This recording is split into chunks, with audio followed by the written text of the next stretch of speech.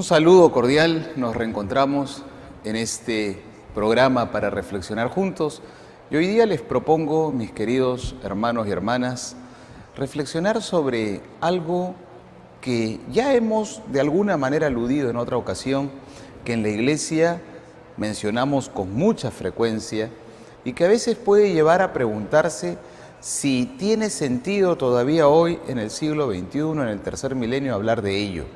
Y me refiero a la salvación eterna. ¿Necesita el hombre de una salvación eterna? ¿Es importante para nosotros los cristianos afirmar una salvación eterna? ¿No causa más de una sonrisa irónica o de un comentario sarcástico el hablar de salvación eterna? El Papa Benedicto XVI repitió muchas veces que el mundo de hoy quiere vivir como si Dios no existiera. Esa es la característica del mundo secularizado, secularista. Quiere vivir como si Dios no existiera. Y nosotros los creyentes, los cristianos católicos, si bien es cierto que hacemos una profesión de fe, decimos que creemos en el Señor, a veces también podríamos ser salpicados por este pensamiento secularista y en la práctica podríamos vivir el día a día como si Dios no existiera. A partir de la Revolución Francesa se vio como los ideales principales que van jalonando el progreso de la vida del ser humano, la razón y la libertad. Se pensaba que la fe se convertía en un obstáculo por una parte para la razón y por otra parte para la libertad. Ser creyente suponía para algunos o llevaba a pensar que era ser casi irracionales. Ser creyente significaba, según algunos, renunciar a la libertad. Pero ciertamente esto es un absurdo. La fe no se opone a la razón ni tampoco se opone a la libertad.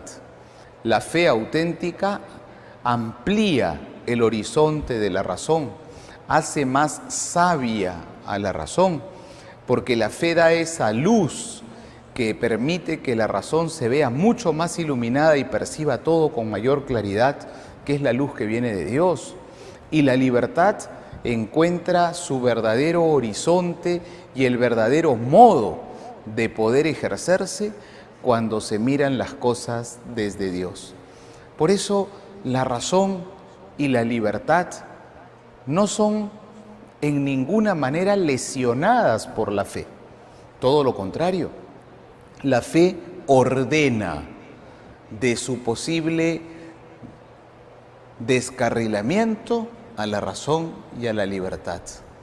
Vivimos un mundo que cada día progresa más en lo técnico y en lo científico. Podríamos decir que vivimos en un mundo en el cual la razón ha ganado cada vez más, la razón prescindiendo de la fe. A través de la razón, podría decir el racionalista científico, se han logrado muchas cosas. Y entonces se puede llegar a pensar, si la razón ha logrado mucho, ¿por qué necesitamos la fe?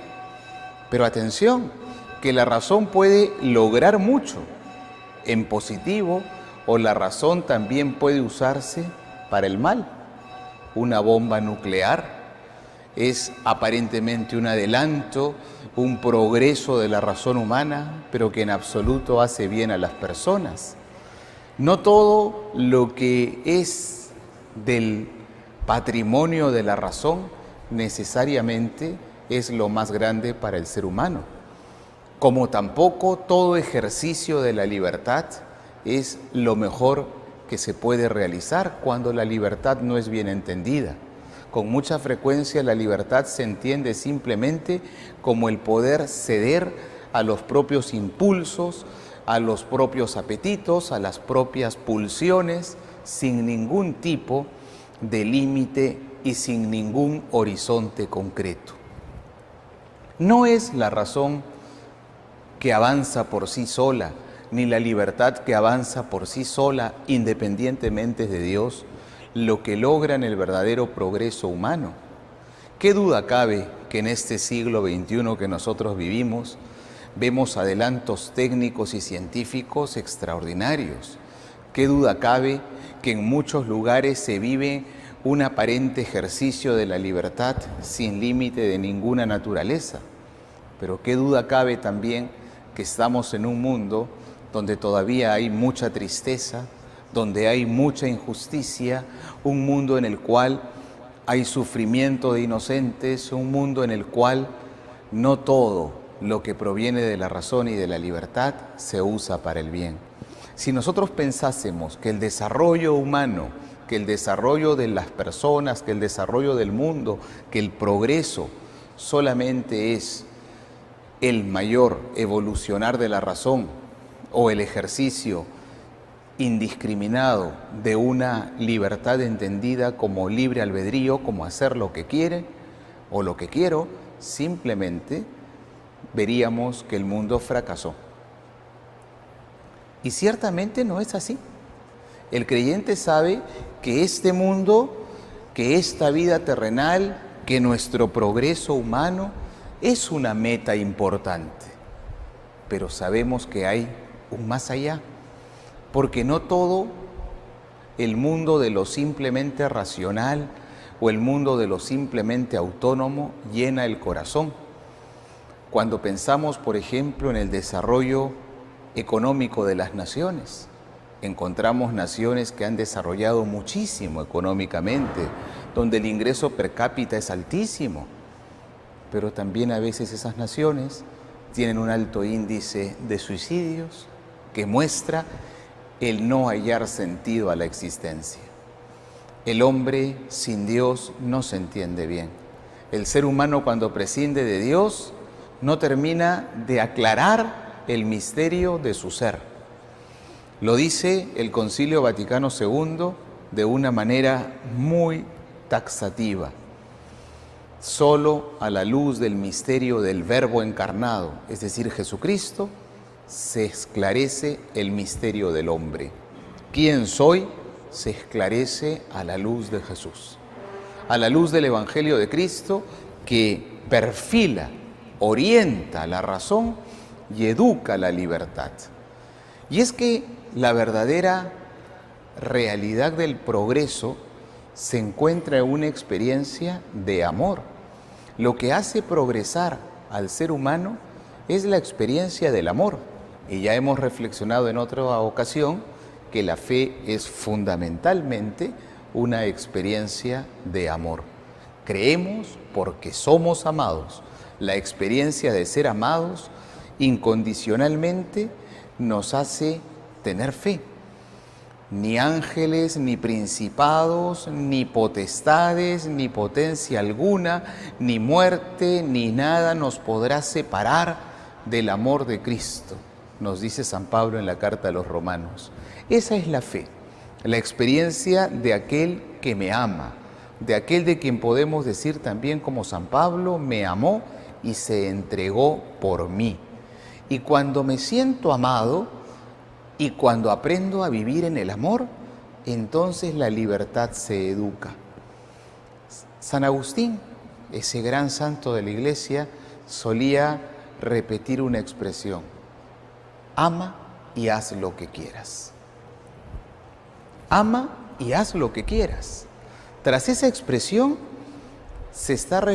hay una relación que se está firmando entre libertad y amor. La verdadera libertad depende del verdadero amor. Cuando amo en verdad, soy verdaderamente libre. Cuando lo que busco es amar más y amar mejor, entonces de verdad soy libre. La libertad no es una facultad humana que simplemente nos puede conducir a hacer el bien o el mal indiscriminadamente. Eso es simplemente el libre albedrío, la libertad verdaderamente humana, la libertad que se hace más plena cuando es libertad cristiana, supone siempre una opción por el bien mayor, por el bien mejor. Soy verdaderamente libre cuando busco lo más bueno, cuando busco lo más perfecto, cuando busco lo que más me engrandece y me ennoblece desde el proyecto de Dios. Qué importante es comprender esa dimensión de la libertad, mis queridos hermanos. Una libertad entonces que me va conduciendo a un vivir buscando el verdadero progreso. Ese progreso que no es simplemente el de tener mejores cosas o el de usar en un ejercicio gozoso de todas o de aparentemente casi todas las capacidades de mi razón. El progreso no viene solamente de una razón que conoce cada vez más o que realiza mejores inventos o que produce mayor tecnología.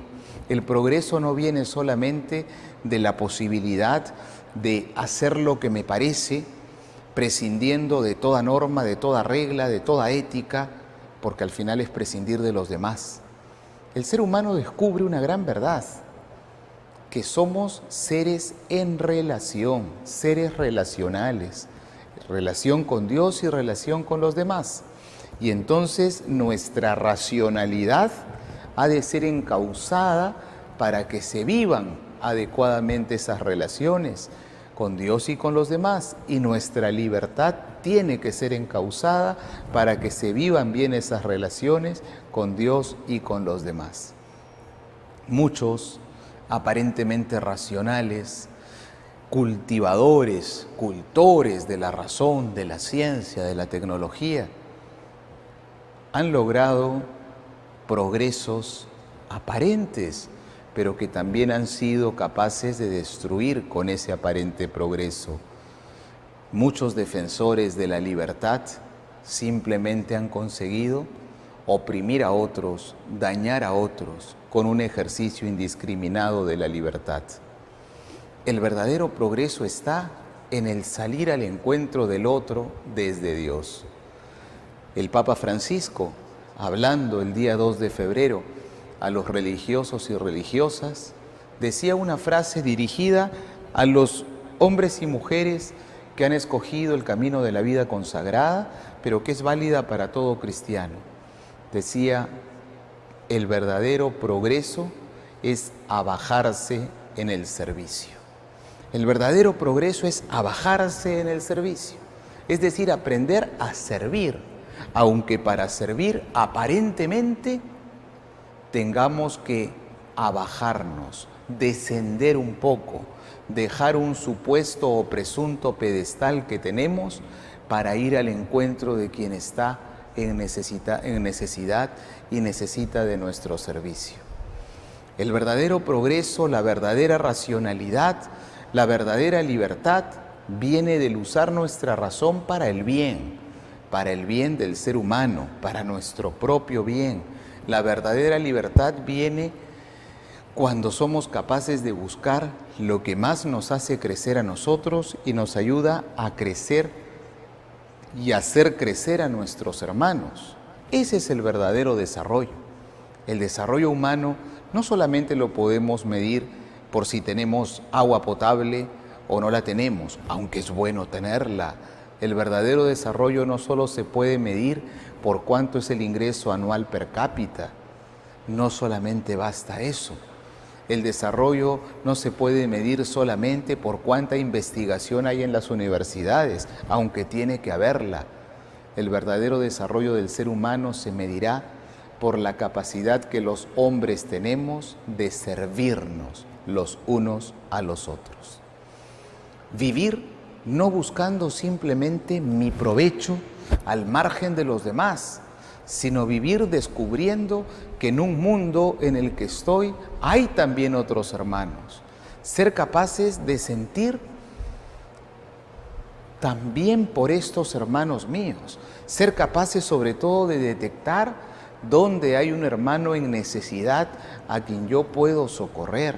Ser capaces de descubrir que este mundo es un don de Dios para todos, no solo para algunos. Es eso lo que ayuda en verdad al camino de la verdadera racionalidad y de la verdadera libertad. Por tanto, cuando realmente encuentro ese camino de la verdadera razón, de la verdadera libertad, el camino del verdadero progreso, me doy cuenta que progresar no es simplemente una cosa de índices numéricos que hay que sacar de cara a ingresos o a satisfacción de necesidades o a bienestar compartido desde el punto de vista material, sino que me voy dando cuenta que el verdadero progreso es caminar hacia la eternidad, vivir en la dimensión y en la esfera de lo divino. Esa es nuestra grandeza. Dios nos ha hecho a su imagen, y el hecho de que Dios nos ha hecho a su imagen nos compromete a tratar de vivir siempre en esa dimensión de Dios, que es la dimensión del amor. Es el amor auténtico en cuanto que orienta a la búsqueda del bien del otro y del bien de los demás, el que orienta la razón. Es el amor auténtico en cuanto a esa búsqueda del bien del otro que orienta la propia libertad. Es el amor el que me hace comprender que en mi vida soy más grande cuando me parezco más a Dios, y me parezco más a Dios cuando más capacidad tengo de amar a los demás. Y me doy cuenta que tengo mayor capacidad de amar a los demás cuando más soy capaz de servir. Y servir es hacer el bien. Amar y servir. Amar sirviendo. Servir amando. Amar sirviendo. El amor no es solo bonitos sentimientos y bonitas emociones que pueden venir a nuestro corazón. Veo a otra persona, pongamos el ejemplo, veo a un necesitado y digo, pobrecito, ¿cuánto sufre? Eso no es el amor. Ese es un primer paso. Ese es el primer sentimiento, la primera emoción que puede llegar a ser amor cuando se convierte en servicio concreto. Pobrecito, ¿qué puedo hacer yo por él para enriquecerle? Porque aún si yo siento que no soy suficientemente rico o grande, algo puedo hacer por mi hermano necesitado. Amar sirviendo y servir amando. Porque cuando entrego algo, cuando entrego mi ser, cuando entrego mi escucha, cuando entrego mi vida, cuando entrego mis bienes materiales, cuando sirvo a alguien, puede ser que lo hago por una búsqueda personal de reconocimiento, de afirmar mi narcisismo, de sentirme muy bien. Y el verdadero servicio no va por ese lado, sino va buscando amar verdaderamente, parecerse a ese Dios bueno que nos ama a todos. La verdadera racionalidad del hombre es la que le hace descubrir que la meta que tenemos en esta vida para desarrollarnos no es solamente la que se va a resolver en índices numéricos comprobables, en el ingreso que tenemos, en los bienes materiales de los cuales disponemos, en lo que consumimos, sino la verdadera racionalidad me lleva a buscar tesoros para el cielo, como diría Jesús en el Evangelio, a buscar un bien constante y permanente que voy realizando para a través de ese bien parecerme más al Señor que ama a todos, y entonces voy caminando hacia ese bien y progreso verdadero que es la salvación eterna, el vivir en Dios para siempre, porque voy liberándome del lastre que me impide llegar hacia Dios, y ese lastre, esa rémora que me arrastra y no me deja volar, es el egoísmo.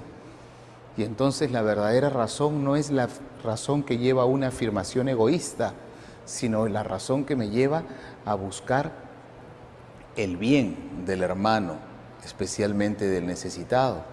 Y la verdadera libertad es la que me lleva no a hacer lo que a mí se me ocurre, sino hacer lo que me hace más persona, desde la óptica y desde la lógica de Dios. El verdadero progreso y desarrollo cristiano es el desarrollo en el amor. Qué importante convencernos de esto. Por eso el gran San Juan de la Cruz decía: al final de la vida te examinarán en el amor. Nuestra vida termina, nuestra vida es limitada, nuestra vida es caduca, nuestra vida tiene un inicio que Dios se lo dio y nuestra vida terrenal tiene un final. Pero ese final de la vida terrenal es el inicio de una vida eterna que desde el proyecto de Dios está destinada a ser una vida eterna feliz, una vida eterna gloriosa, una vida eterna en comunión total con Dios. Y eso se habrá logrado en la medida que busqué en este mundo desarrollarme. No porque tengo la mejor posibilidad técnica, porque tengo las mejores tecnologías en uso, no, sino logré desarrollarme porque aprendí a amar. Allí está nuestro valor. ¿Y esto qué supone? ¿Que no tengo que estudiar? ¿Que no debo preocuparme por progresar en el conocimiento y de repente estudiar y progresar académicamente? ¿Qué significa esto? ¿Que no puedo tener una actividad comercial y de repente hacer que crezca mi patrimonio? ¿Esto qué supone? ¿Que no puedo tener un uso y un ejercicio de mi libertad para ir decidiendo lo que quiero ir haciendo en la vida? No, no significa la negación de nada de esto. Significa el verdadero ordenar todo esto desde la óptica y desde la lógica de Dios. Somos hechos para la comunión con Dios. Por eso al final no son las cosas de la tierra las que nos dan felicidad. Vamos logrando metas, vamos alcanzando a veces probablemente triunfos, pero todo eso no nos llena, todo eso nos alegra un poco, pero no termina de llenarnos. ¿Por qué no nos llena? ¿Por qué realmente nosotros muchas veces en todo ello no terminamos de crecer y de sentirnos ya plenos? Porque hemos sido hechos para el Señor. Nos has hecho, Señor, para ti, y nuestro corazón estará siempre inquieto hasta que no descanse en ti, decía Agustín. Y cuando nuestro corazón descansa en Dios, nuestro corazón es la dimensión más interior. No es solamente el músculo que permite la oxigenación de nuestra sangre, no. El corazón en la Biblia supone lo más interior. Es la sede de los afectos, de los sentimientos, de los deseos. Y ese interior nuestro solamente está tranquilo, dice Agustín, cuando descansa en Dios. Por eso, preparemos el cielo. Dios nos invita a ello, a entrenar en esta tierra para poder ser hallados dignos del cielo.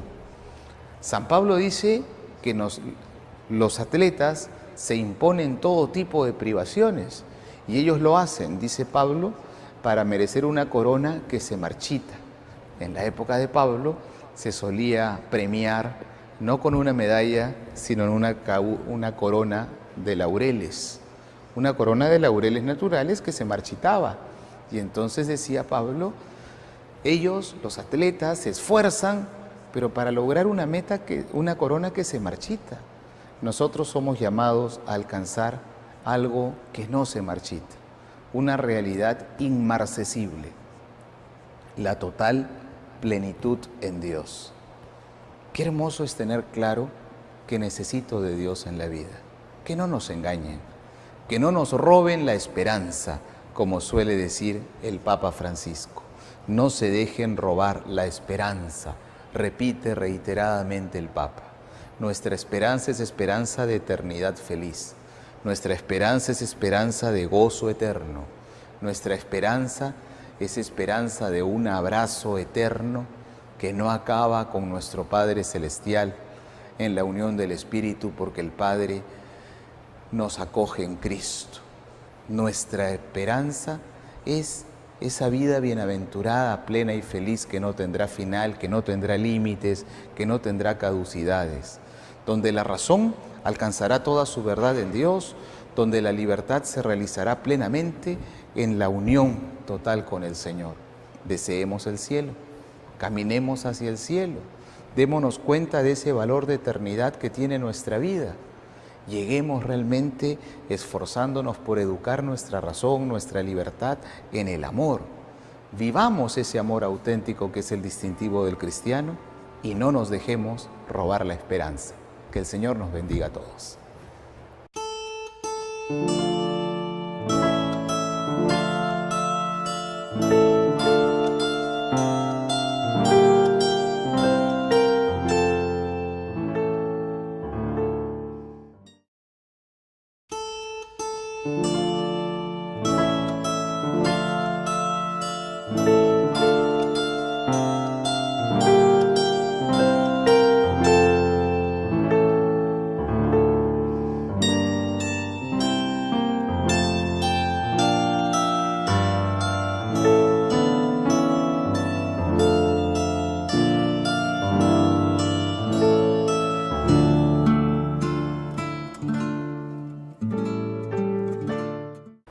Un saludo cordial, nos reencontramos en este programa.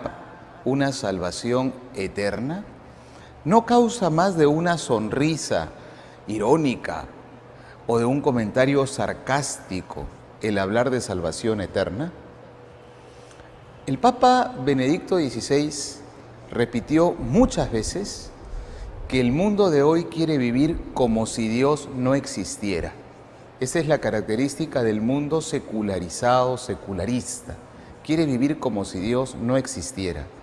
Y nosotros los creyentes, los cristianos católicos, si bien es cierto que era un obstáculo, por una parte para la razón y por otra parte para la libertad.